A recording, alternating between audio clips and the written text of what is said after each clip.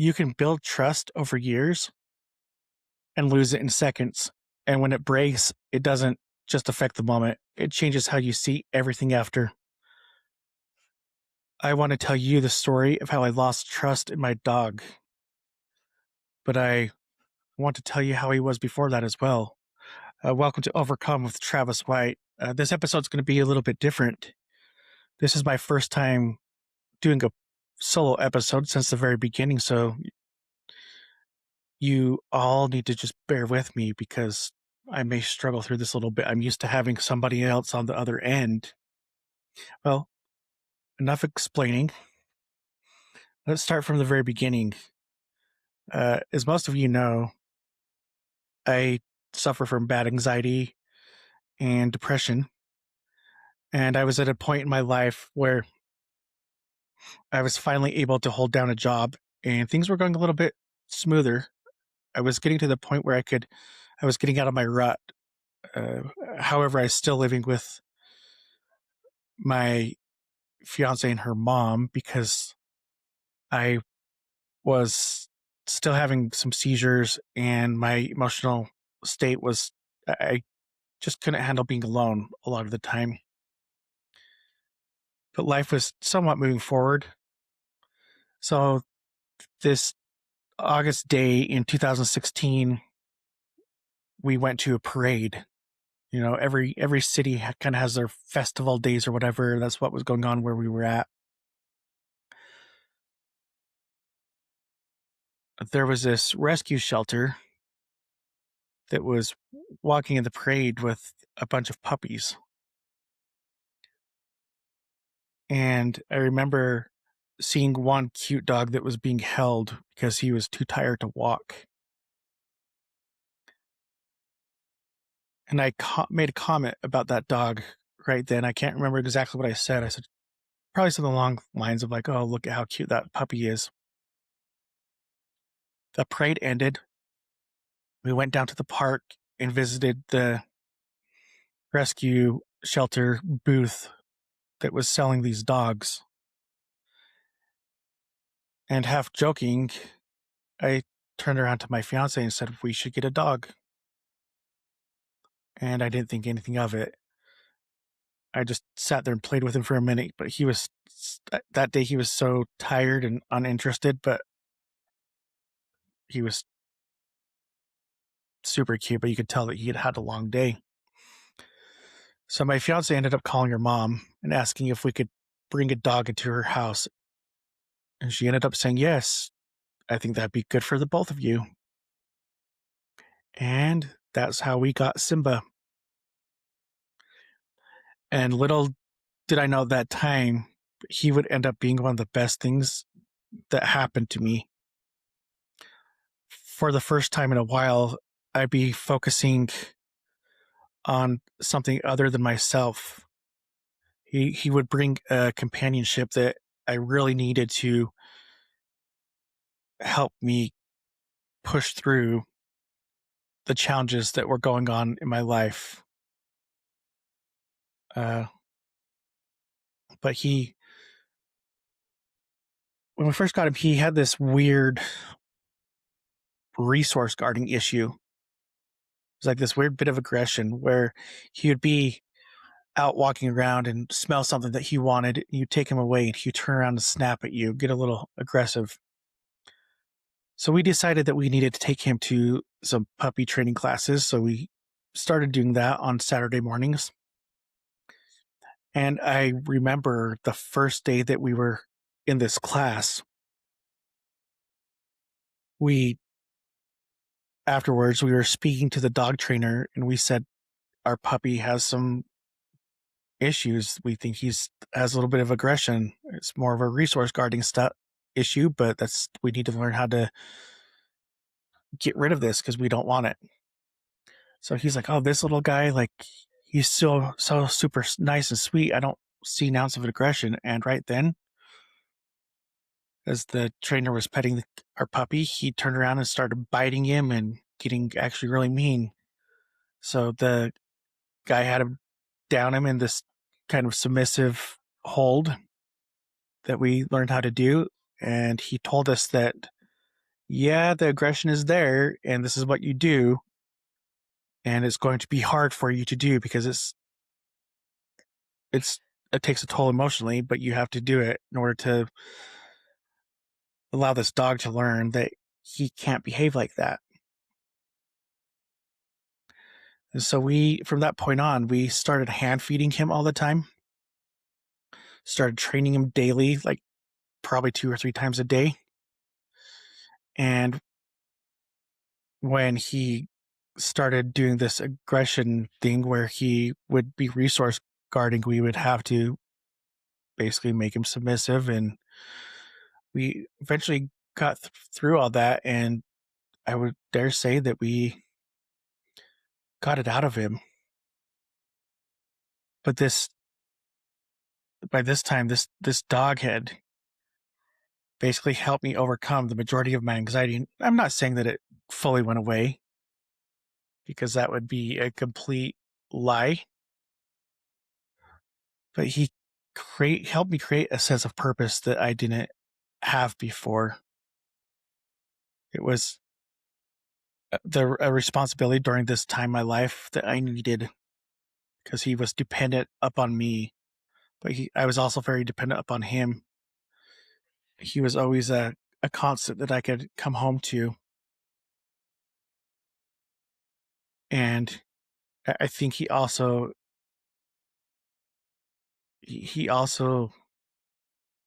just that constant companionship that he provided was fantastic. But I was reading these, so I've been, looking at different ways and thinking about how he has impacted my life.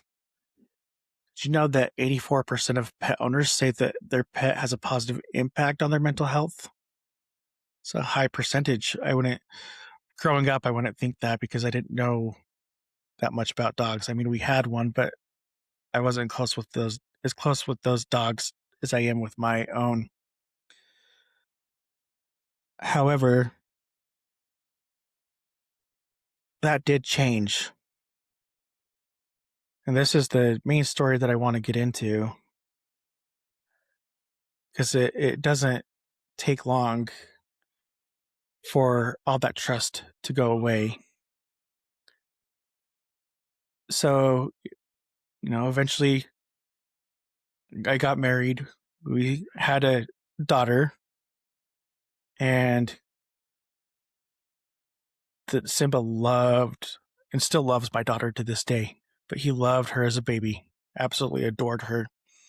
I remember bringing her home, and we were introducing her to him, the baby to the dog, and we have him kind of walk up and smell her car seat a little bit, and then we bring her in the car seat and kind of just get them used to him used to the baby.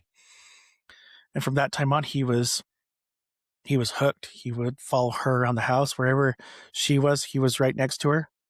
He would lay on the bed next to her, like not a mean like bone in sight. Like he was very gentle. He listened really well. But this is where you kind of learn your lesson being a dog parent. And I understand that everybody trains their dog and um you know differently than I do, and their boundaries are different. So anyways, on this particular night, my daughter was 13 months old, and Simba usually slept at the bottom of our feet. We had a little bed for him on the floor in our room, but eventually every night he'd jump up on the bed and sleep at the bottom of our feet, and we basically just let him because he wasn't hurting anything. But this night he was acting a little bit strange, a little bit off.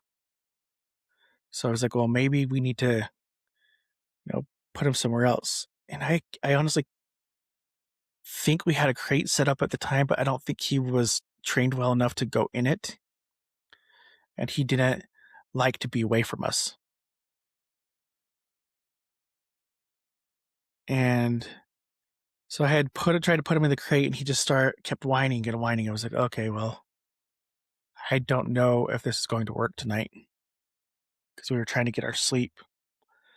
So I ended up moving his bed out to like a little landing loft area that we have upstairs by our bedroom, and he was getting very anxious. And this is where, if I knew back then what I knew now, he would have just ended up not suffering, but like shoved in his crate for the night, and would have to self-soothe himself to get over his anxieties. But we ended up taking him in the room. He fell asleep on the floor, and my daughter was hard to put to bed that night. She kept getting up and walking around.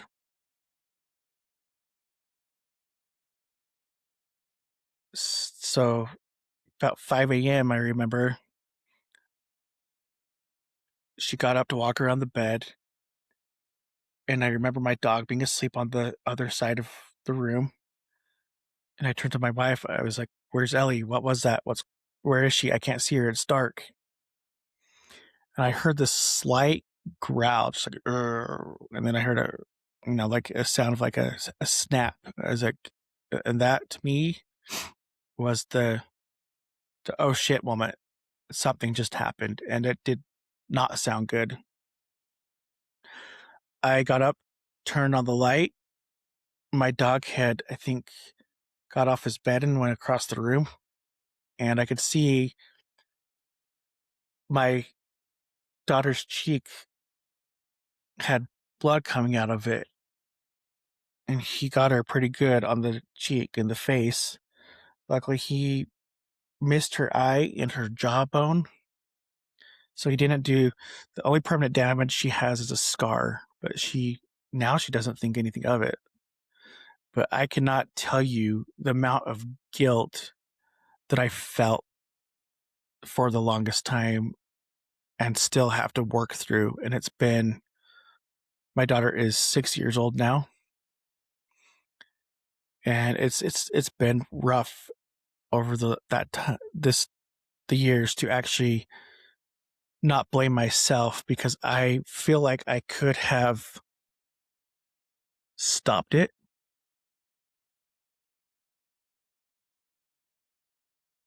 I remember talking about this in some therapy sessions, and I've just had to push past it. But the crazy thing is my daughter does not look at the dog any differently. She was so young, she doesn't remember it. And if this were to be a full-on aggression attack, that would have been different, but he got scared, and I realized that. But my daughter absolutely still adores him. And when she'll get asked about her face now, she says, yeah, my dog bit me, but he wasn't being mean. It was an accident.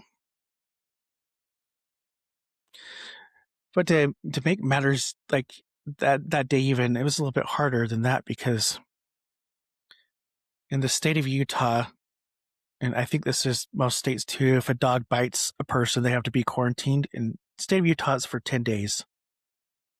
In most cities, you can quarantine your dog at home. But in the city that we live in, the dog has to uh, go to like a shelter or something for the 10 days so they can watch out for him. They're looking for signs of aggression and rabies and stuff. So I remember the animal patrol, before we even made it to the doctor to get my daughter stitched up, had called me and said, I'm on my way to get your dog. And I said, well, right now you're wasting your time, because she did get bit and we are taking her to the doctors. So we'll be back probably around this time. I can't remember what time I said, but he actually ended up coming to our house and called again and said, well, where are you? And I said, we're still at the doctor's. He was wondering, kind of a douchebag officer. He was wondering what took us so long. It's because like he broke through a lot of layers of skin, so she had to have stitches underneath and on top of each other. Luckily, he did not go through the cheek. And we did call the ambulance to make sure that he didn't hit anything that was going to have to make them rush her to the hospital. But anyways, back to the jerk cop. So he showed up at our house. He was here by the time we got home. And he's like, well, I'm here to get your dog. You can just give me his leash and I'll take him from here. And I said, no, my wife's going to be involved in this too. Because that's how we work as a couple. We make decisions together. And we still didn't know our full rights as owners of the dog. So we were calling places to make sure that he really had to go somewhere to be quarantined, but we didn't trust how the officer would actually treat him.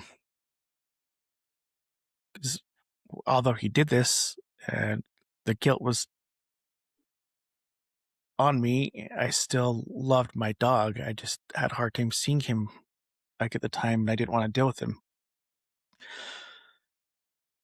So we were trying to figure out our rights. Well, the officer was threatening to give us citations for impeding on his investigation. He had to call his supervisor over, so he came over, and they're like, well, if you don't let us take him, then you're going to get a ticket. It's going to be Class C misdemeanor or whatever for this. You'll be arrested. You're like, we never said that you can't take him. We want to know if we can keep him in the house. Like, no, that's not the law. So we ended up calling a couple places. They said, no, where you're at, it's different in that area. But you do have the option to take him to a different place, and you'd have to take him and just give the paperwork to send off paperwork to the police station to make sure that you did it. So the officer, we said, well, we're going to take him somewhere else because we don't want you to handle him. Because this time we'd spent tons of money, tons of time. He's a well-trained dog, but he didn't always work well with other people. Because I don't know if you know that, but like most dogs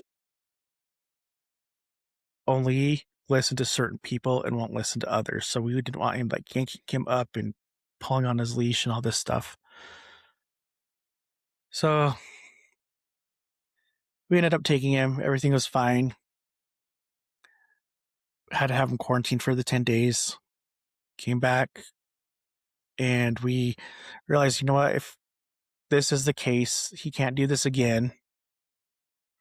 I've already don't trust him because of this. And I could tell from the moment that he got home that bond that I had with him previously was gone. I couldn't look at him the same. I felt guilty. I didn't want to really be around him, which I wish it didn't get this way. It took me years to even build that trust back up. And I would say that it's pretty close to where it was, but it will never be the same. But we ended up getting a lot of questions like, well, why didn't you put your dog down? I would have killed that son of a bitch right there. And I was like, well, he wasn't mean. He's not a mean dog. This was an accident. But if it was your dog, you have every right to do that. But let me take care of my own. So instead of taking him and giving him away, putting him down, we ended up paying some money to send him to a dog training camp for 20 days.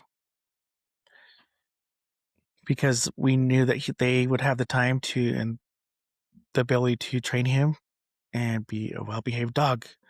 And after that, the key that we found, and I think this should go for every dog owner, is you need to set boundaries with your dogs and kids. Like, in my opinion, and I'm no dog trainer, I'm no professional, young kids and dogs should never be left alone without adult supervision, because that's when accidents can happen. Never again will my dog be up on a bed with my baby. Never again will my toddler walk around my dog's bed without me being right next to him.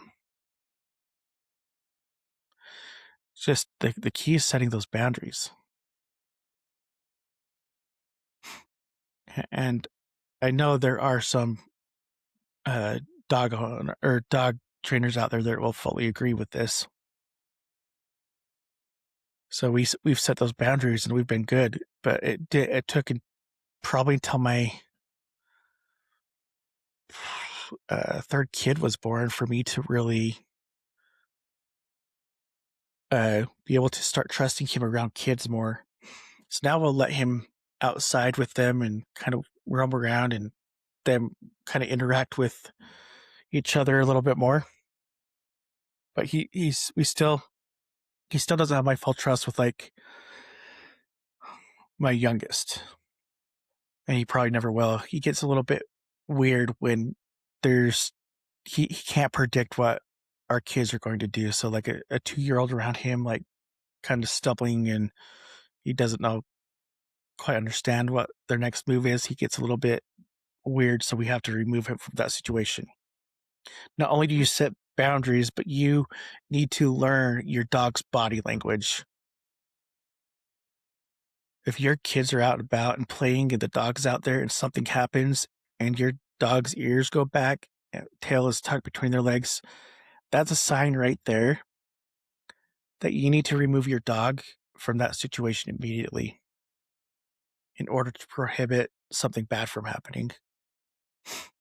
You need to learn your dog's body language. So in order to do that, you need to spend the time with your dog that is needed to figure that out.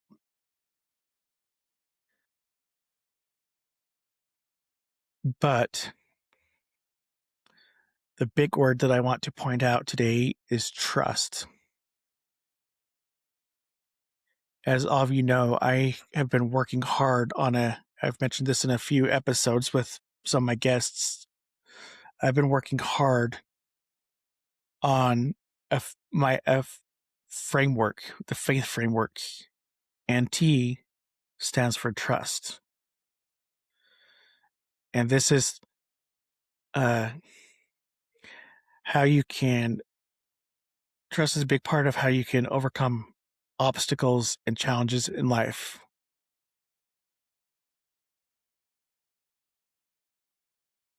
You need to uh, you need to trust yourself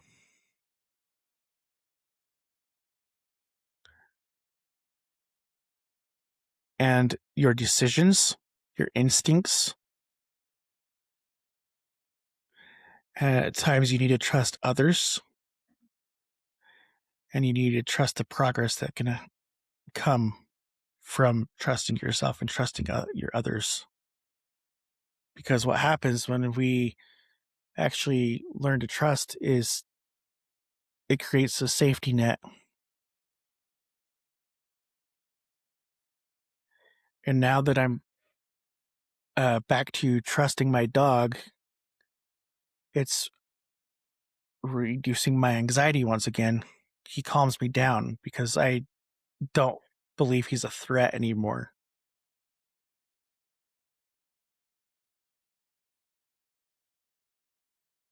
And if your trust breaks in one area of life, whether it's, with somebody else, work, at home, the whole other pieces of the faith framework can crumble around you.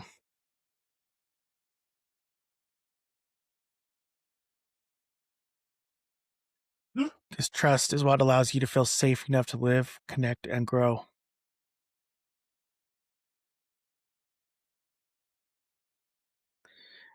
And I'm just thankful that I've been able to build back up this relationship with my dog and trust him again. Because I feel like it has helped me uh, be able to connect all the faith framework together and keep a good attitude. But my dog is also part of the foundation of my life. He's a he's one of the things that really motivates me to keep going and do better as a person.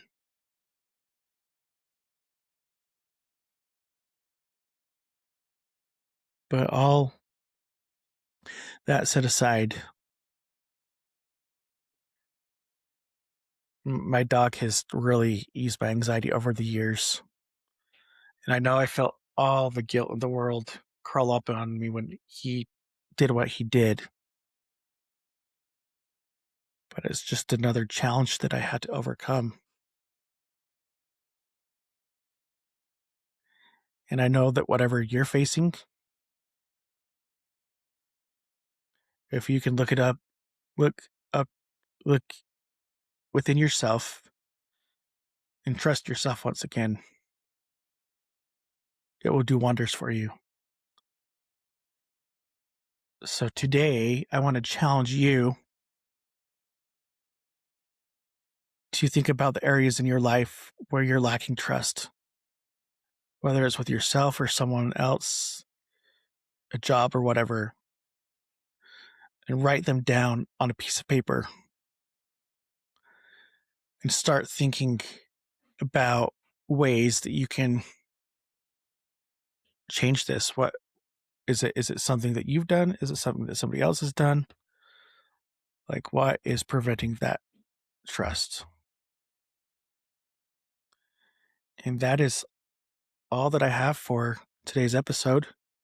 You will definitely hear a few more solo episodes from me. I'm trying to make it so you guys, my audience, can get a better understanding of who I am and my background because I have some stories and I want to share them. And I want to continue to have people come on the show as well to tell theirs because that's what this platform is. This is a place for you to share your stories, your mental health stories, and how you've been broken and how you were able to get back up on your feet. So thank you all for listening. Hit that like button. And if you're listening on any platform, please leave us a review because that goes a long ways. And if you know that this will somebody who needs to hear this, please share it. Thanks again. Until next time.